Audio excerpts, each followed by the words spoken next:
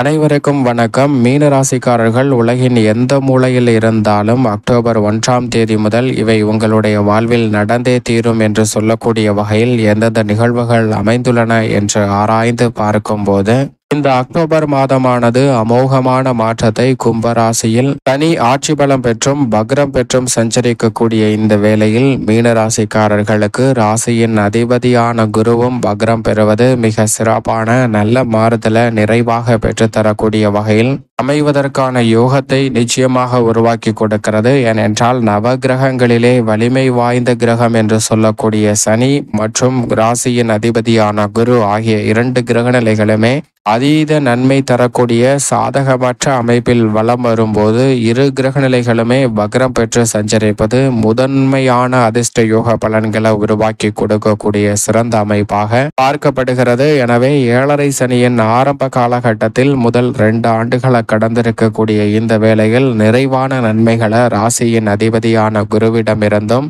சனியிடமிருந்தும் நிறைவாக பெறுவதற்கான முதன்மையான யோகம் இந்த மாதத்தில் வலுவாக கிடைக்கிறது. அது மட்டுமல்லாது இந்த மாதத்தில் மகாலய அமாவாசை, சூரிய கிரகணம், நவராத்திரி வழிபாடு என பல்வேறு வகையான சிறப்புகள் அடுக்கடுக்காக வருவதால் தங்களுடைய வாழ்வில் சந்திக்கக்கூடிய சிரமங்கள் விலகி நீங்கள் எதிர்பார்க்கக்கூடிய முன்னேற்ற வாய்ப்புகளை நிறைவாக சந்திப்பதற்கான முதன்மையான யோகம் உங்களை தேடி வருகிறது. பொதுவாக ராசியின் அதிபதியான குரு பகவான் வக்ரம் பெறுவது சாதகமற்ற அமைப்பு என்றாலும் கூட அவர் சாதகமற்ற சூழலில் வக்ரம் பெறுவதால் நிறைவான முன்னேற்ற வாய்ப்புகளை சந்திப்பதற்கான சூழல் நிச்சயமாக இந்த தருணத்தில் உருவாகிறது. அதோடு மட்டுமல்லாது அவரது சுப பார்வை மிக வலுவாக 9, 11 மற்றும் 7 ஆகிய இடங்களில் கிடைக்கிறதுங்க. கலஸ்திரஸ்தானத்தை ராசியின் அதிபதியான குரு பகவான் வக்ரம் பெற்று வளப்படுத்துவதால் எதிர்பார்க்கக்கூடிய திருமணம் உள்ளிட்ட பல்வேறு வகையான மங்களகரமான சுப நிகழ்வுகள் இந்த தருணத்தில் மிகவும் சிறப்பாக கைகூடுவதற்கான முதன்மையான யோகம் உங்களுக்கு கிடைக்கிறது. பல்வேறு வகையான காரிய தடைகள் விலகி திட்டமிட்டதை விட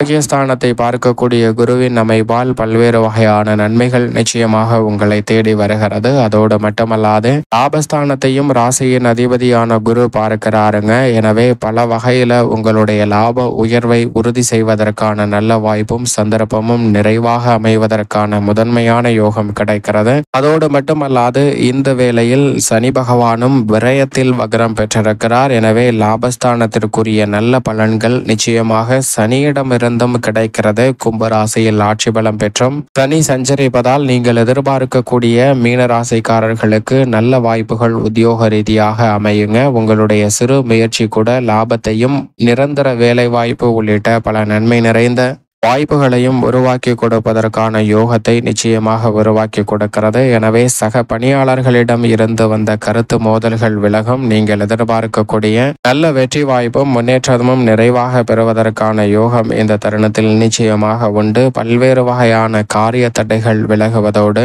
சிரமங்கள் கட்டுக்குள் வருவதால் நிச்சயமாக நல்ல மாற்றத்தை இந்த அக்டோபர் மாதம் மீனராசிக்காரர்களுக்கு உருவாக்கி கொடுக்கிறது. ஜென்ம ராசியில் ராகுவும் சப்தமஸ்தானத்தில் கேதுவும் நிலை கொண்டிருக்கின்றனர். இரு கிரகநிலைகளுமே தங்களது சஞ்சார தூரத்தில் முக்கால்வாசி கடந்துவிட்டன. எனவே இரு கிரகநிலைகளால் சிரமம் இல்லை. எதிர்பார்க்கக்கூடிய நல்ல வாய்ப்புகள் நிச்சயமாக உண்டு. ராகு ஜென்மத்தில் இருப்பதால் சின்ன சின்ன அலைச்சல் இருந்தாலும் பெரிய அளவில் நீங்கள் எதிர்பார்க்கக்கூடிய காரிய தடைகள் ஏற்படாது. காரியத்தில் வெற்றி நிறைவாக உண்டு. அது மட்டுமல்லாது இந்த வேளையில் கேது சப்தமத்தில் வீற்றிருக்கிறாருங்க. கேதுவின் ஆதிக்கத்தில் நடைபெறக்கூடிய சூரிய கிரகணம் என்பது நடைபெறுகிறது. கேது சப்தமஸ்தான வலுவாக சஞ்சரிக்கும் போது குருவின் சுப பார்வையும் பதிகிறது.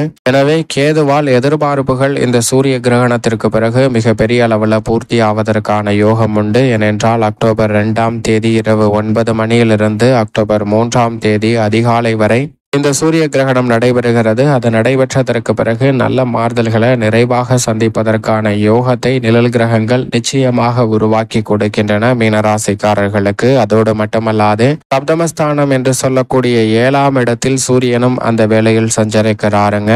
சந்திரனும் 7இல் சஞ்சரிப்பார். அதற்கு பிறகு வளர்பிறை சந்திரனாக மாறுகிறார். எனவே எண்ணிய காரியங்கள் அனைத்தும் திட்டமிட்டதை விட கனகச்சிதமாகவும் துல்லியமாகவும் செய்து முடிப்பதற்கான முதன்மையான யோகம் யோகம் மீன ராசிக்காரர்களுக்கு கிடைக்கிறது என்பதை சந்திரன் உறுதிப்படுத்துகிறார். சந்திரன் வளர்பிறை சந்திரனாக வலம் வருவதோடு மட்டுமல்லாது நவராத்திரி பண்டிகையும் ஆயுத பூஜையும் வருவதால் ஒவ்வொரு தினமும் புது புது வாய்ப்புகளும் நல்ல நல்ல மாற்றங்களையும் நிறைவாக சந்திப்பதற்கான வாய்ப்பை சந்திரன் உருவாக்கி கொடுக்க போகிறாருங்க. இந்த மாதத்தின் பிற்பகுதியில் சூரியன் அஷ்டமத்திற்குள் நுழைந்தாலும் பெரிய அளவிலான சிக்கல்கள் இல்லை. ஆனால் உடல்நல ஆரோக்கியம் சார்ந்த விஷயங்களில் அதீத கவனம் நிச்சயமாக தேவை. அலைச்சல் அதிகரிப்பதற்கான சாத்தியக்கூறுகளும் உண்டு. முதன்மை கிரகமும் உஷ்ண கிரகமுமாக இருக்கக்கூடிய சூரியன் அஷ்டமஸ்தானத்திற்குள் வருவதால் அதீத விழிப்புணர்வு நிச்சயமாக இந்த தருணத்தில் தேவைப்படுகிறது என்பதை திட்டவட்டமாக உறுதிப்படுத்துகிறாருங்க. சுகஸ்தானம் அர்த்தாஷ்டகஸ்தானம் என்று சொல்லக்கூடிய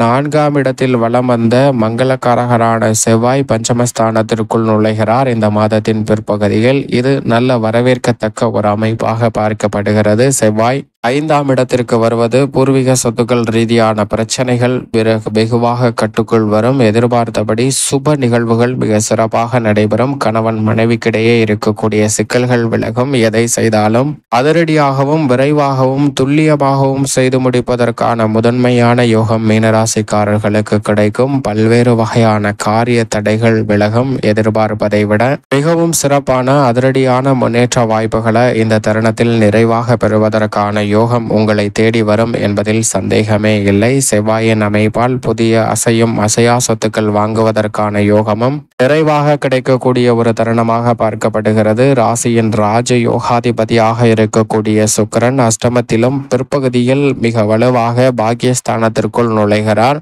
சுக்கிரன் பாக்கியஸ்தானத்திற்கு வருவது மிக பெரிய அளவில் அதிர்ஷ்ட யோகங்களை மீனராசிக்காரர்களுக்கு உருவாக்கி கொடுக்கிறது என்பதுதான் யதார்த்தமான உண்மை. எனவே 10ஆம் தேதிக்கு பிறகு எதிர்பார்ப்பதை விட சுக்கிரனின் அமைப்பால் மிக சிறந்த புதிய வாய்ப்புகள் வருமானத்தை உயர்த்தி கொள்ளக்கூடிய வகையில் மீனராசிக்காரர்களுக்கு உங்களது இல்லம் தேடி வரும். கலைத்துறையில் உங்களது திறமைக்கு அங்கீகாரம் கிடைக்கும். புதிய வாய்ப்புகள் மிகவும் சிறப்பாக அமைவதற்கான யோகம் இந்த தருணத்தில் உண்டு. சுக்கிரனினுடைய அமைப்பு அரசியல் சார்ந்த பணிகளிலும் மிக நுணுக்கமான மாற்றங்களையும் நீங்கள் எதிர்பார்க்கக்கூடிய நல்ல திருப்பங்களையும் இந்த தருணத்தில் பெற்று தருகிறது.